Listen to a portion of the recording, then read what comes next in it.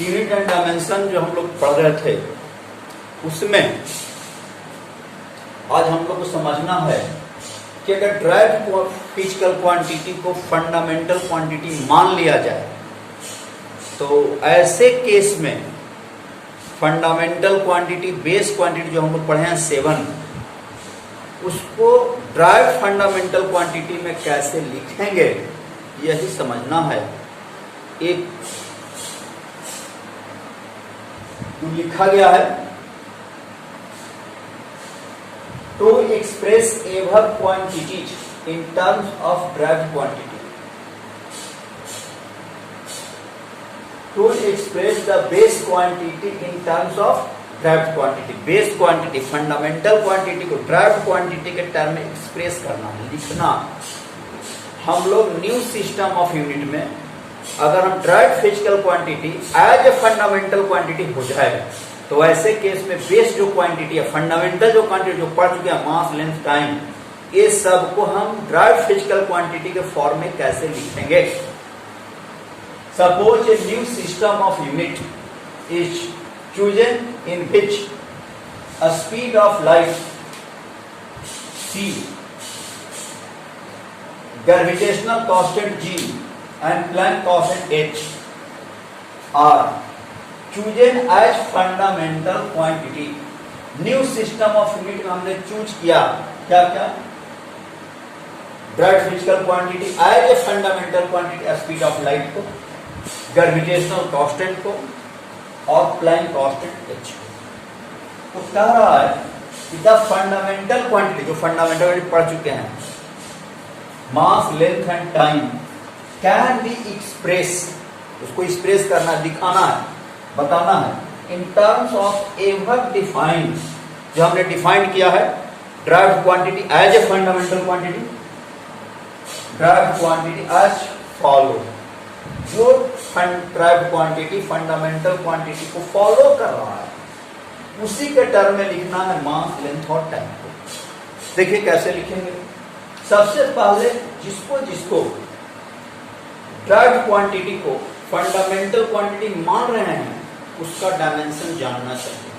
उसको हम डायमेंशन कैसे लिखेंगे, पहले आप डायमेंशन लिख लीजिए। जो क्वांटिटी आप जानते हैं, जो क्वांटिटी यहाँ दिया हुआ है, तो डायमेंशन ऑफ c ये जानते हैं, स्पीड ऑफ लाइट है l (t⁻⁻1).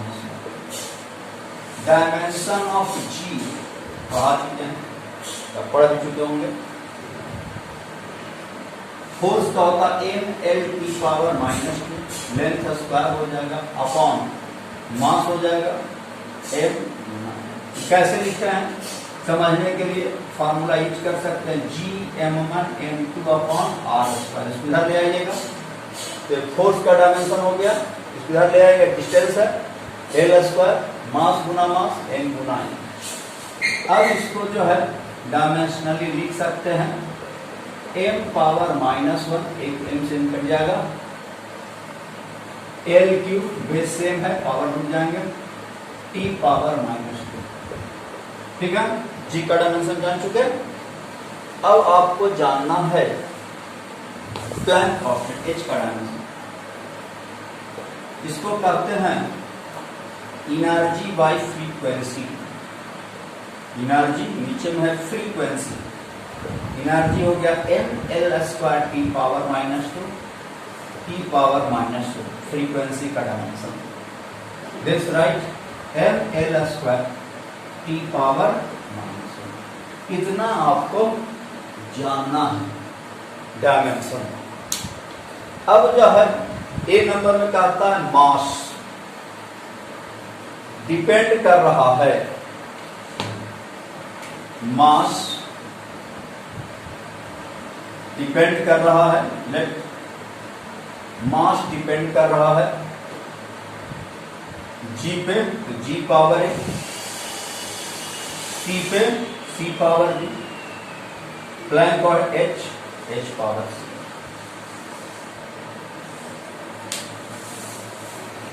अब जो है दोनों साइड, ये अगर फिजिक्स का रिलेशन सही है तो दोनों साइड को इक्वेशन 1 करेंगे, दोनों साइड का डायमेंशन सेम होना चाहिए।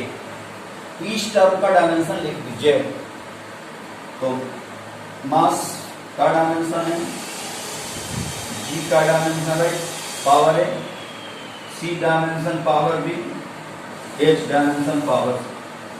ये मास है एम, एल पावर 0, जी है तो जी का dimension M power -1, L cube T power -2, whole power C, L T power -1, whole power B, M L square whole power.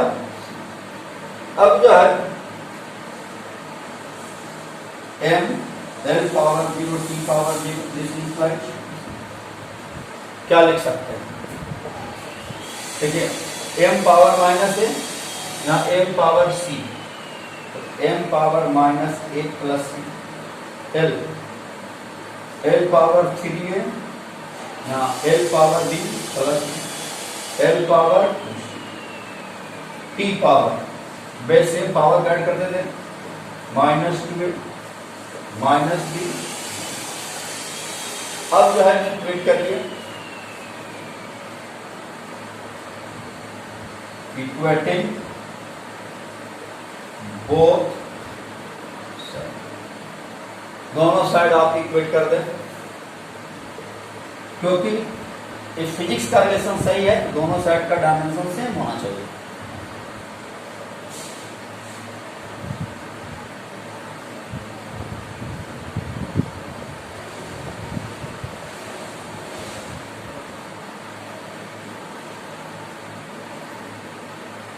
अब इक्वेट कीजिएगा तो क्या आएगा, a plus C equal to 1, minus a plus C, minus a plus C plus equal to 1,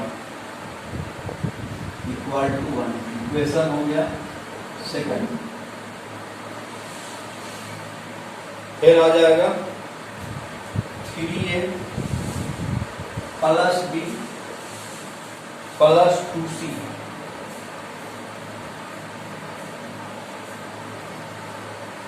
to C equal to 0, equation third, -2a plus b plus सी,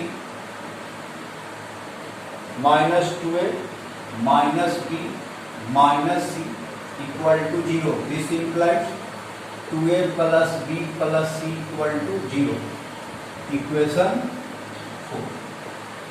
अगर अब इसको solve कीजिए, हम लिख सकते हैं from third and fourth a 2a plus b plus C एक साथ रखें, यहाँ रेस्ट क्या बच गया प्लस a, और यहाँ रेस्ट क्या बच जाएगा प्लस सी इक्वल टू 0। 4 से पुट कर दे दिस वैल्यू इक्वल टू 0, तो ये वैल्यू आपका 0 है, तो क्या आ जाएगा, this implies this value equal to 0, तो 0 plus a plus C equal to 0। और यहाँ फ्रॉम सेकंड से कह सकते हैं a plus C equal to 0 और c minus a equal to 1 from second. दोनों को जोड़ दीजिए, दिस एंड दिस कैंसिल, तो c value equal to half, c plus c 2c, this value is 1, c equal to half, this implies a equal to -12। अब जो है put in equation, put in equation 4 from equation 4 क्या लिखेंगे, put value of a 2 into minus of put value of c equal to 0, this and this cancel, b value equal to -1 है, minus of आएंगे from equation 1। अब from equation 1 from equation 1 we get, from equation 1 से लिख दीजिए g power minus of c power half and h power, this is answer. ये आपका हो गया। फ्रॉम फर्स्ट से हम लोग कैलकुलेट कर लिए कि मास जो है वह जी, एच और सी से किस तरह से रिलेटेड होगा। क्लियर? अब देखते हैं, मास तो कैलकुलेट हो गया। सेकंड नंबर क्या था? मास, लेंथ और टाइम। लेंथ किस तरह से जी, सी और एच पर डिपेंड करेगा, इसको समझते हैं। सेकंड,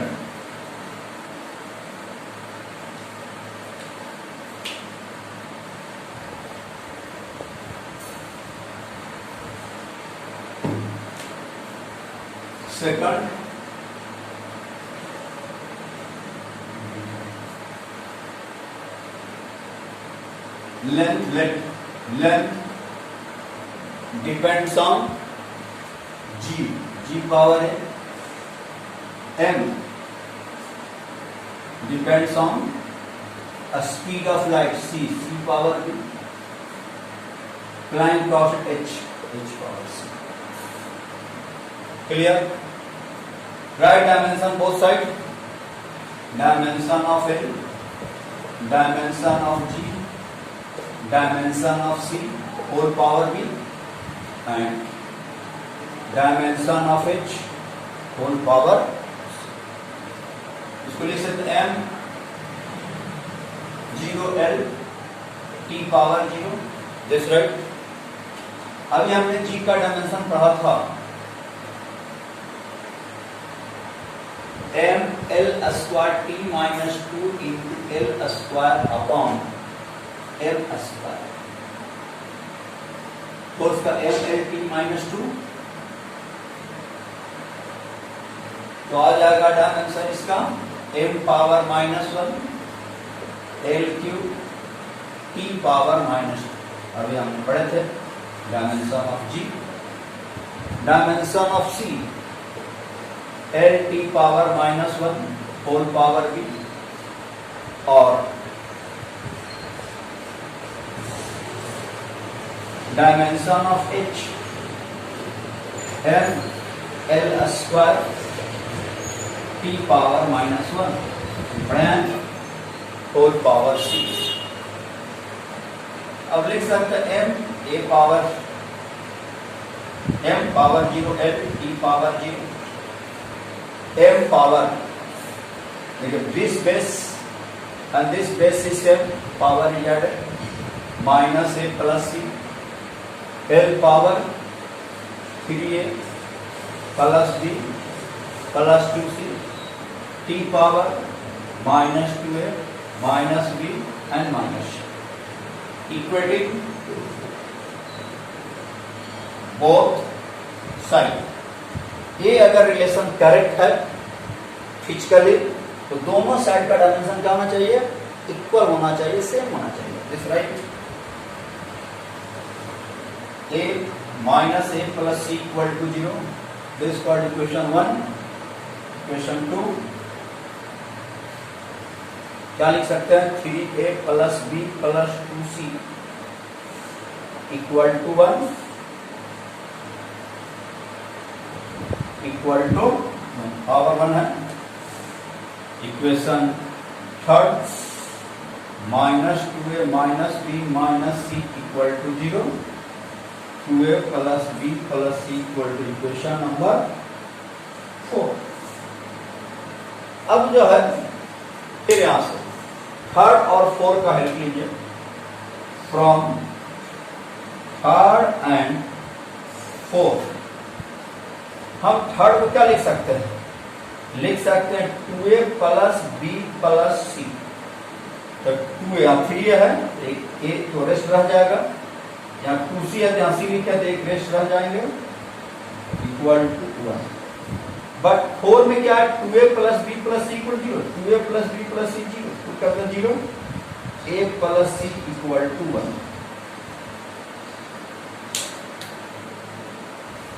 तो अब हम कैलकुलेट कर लेंगे values a plus c here a plus c equal to 1 और c minus a equal to 0 from second से दोनों ऐड कीजिए, this and this cancel, 2c equal to 1 c equal to half, तो c equal to हाफ आ गया तो a equal to plus half लिख सकते, इधर ले आए फ्रॉम इक्वेशन 4 से, फ्रॉम इक्वेशन 4 से क्या लिख सकते हैं, इक्वेशन 4 दिया हुआ है 2 into half plus b value calculate करना है, c value is half equal to 0, this and this cancel, तो b value equal to minus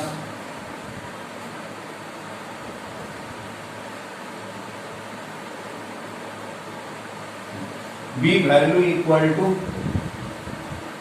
this value is 1, यहाँ लिख दीजिए 1 plus b plus half equal to 0, तो b value equal to minus 3/, put in equation from equation first, ये first equation दिया हुआ है, from equation first we get क्या लिख सकते हैं, L base quantity depends on g power half,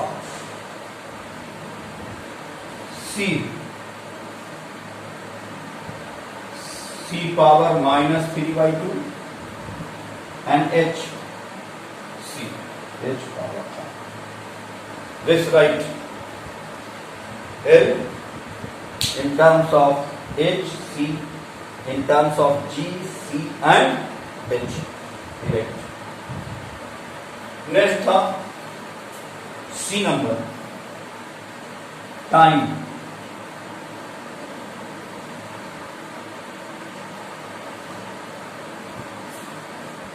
time C,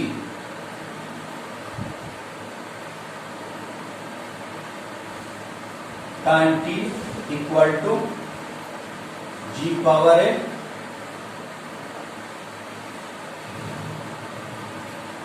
c power b h power c,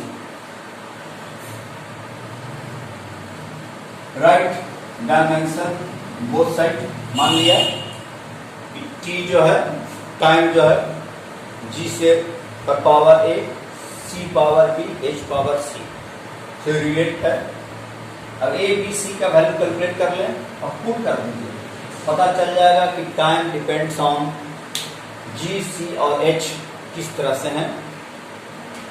right dimension both side T, dimension of G whole power A, dimension of C whole power B, dimension of H whole power C, dimension of T f0 l0 इसको लिख सकते हैं T, G dimension is right m power -1 m l t -2 into l square by m square, तो l cube t power -2 whole power l t -1 whole power Planck constant m l square t power whole power 6।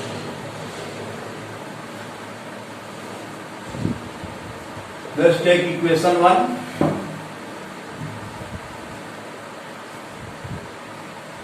m power 0 l power 0 t, base same, power is added, m power minus a plus c l power 3a plus b plus 2c t power minus 2a minus b minus, राइट, equating both side, equating both side, we get दोनों साइड का dimension equal होना चाहिए. This physical quantity, this physical relation is correct, then left side and right side dimension is equal. तो 0 equal to minus A plus C, equation second. 3a plus B plus 2c equal to 0, equation third. This right, minus 2a minus b minus c equal to 1. So 2a plus b plus c equal to minus 1. This right. अब जो है this equation number 4 from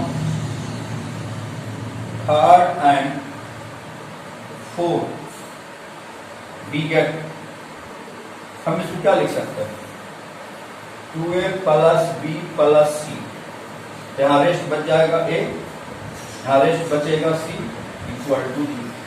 this value is 1, this value is -1, -1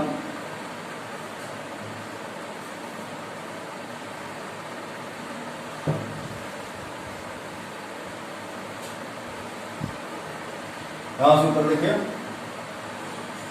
this value equal to -1, -1 plus a plus c equal to 0.